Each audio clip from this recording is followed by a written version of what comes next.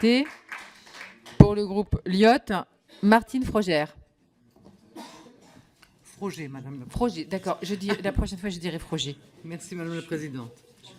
Notre groupe s'interroge sur les priorités du groupe RN en matière d'école et d'instruction et sur son souhait d'interdire l'écriture inclusive.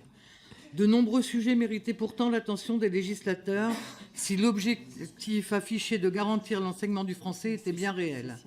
Les pistes d'amélioration de la politique scolaire ne manquent pas. Le niveau des élèves, le recrutement des professeurs, la rémunération des enseignants et des personnels, l'inclusion des élèves en situation de handicap.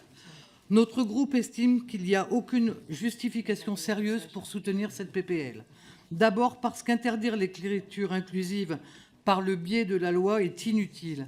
Il faut rappeler que les circulaires d'Édouard Philippe en 2017 et Jean-Michel Blanquer en 2021 assurent déjà que le point médian ne peut être utilisé dans un certain nombre de contextes et de documents, notamment les documents officiels et pour l'enseignement scolaire.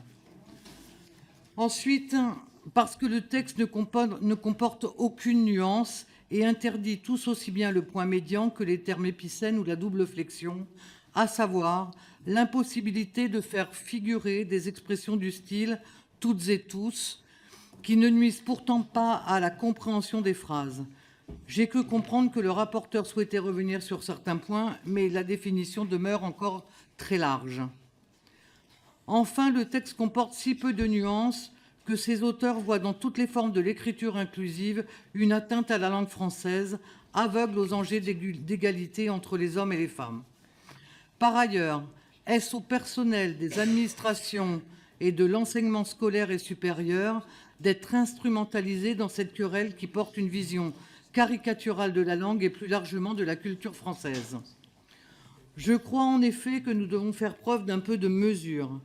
En interdisant l'écriture inclusive dans le service public scolaire et le service public de l'enseignement supérieur, dans les actes d'état civil, les actes administratifs, ainsi que dans les contrats.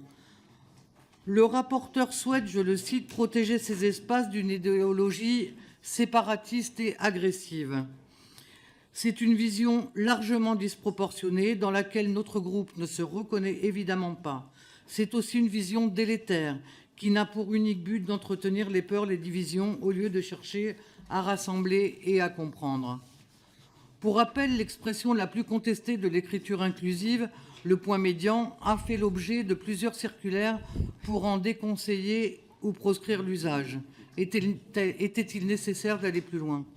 En outre, et contrairement à ce que les auteurs du texte avancent, se questionner sur l'origine, la construction et les évolutions de la langue française ne signifie pas nécessairement remettre en cause cette dernière ni le contrat social.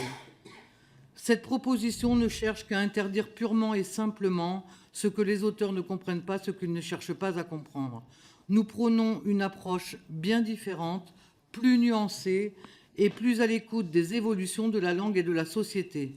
Pour toutes ces raisons, nous ne soutiendrons pas cette proposition de loi.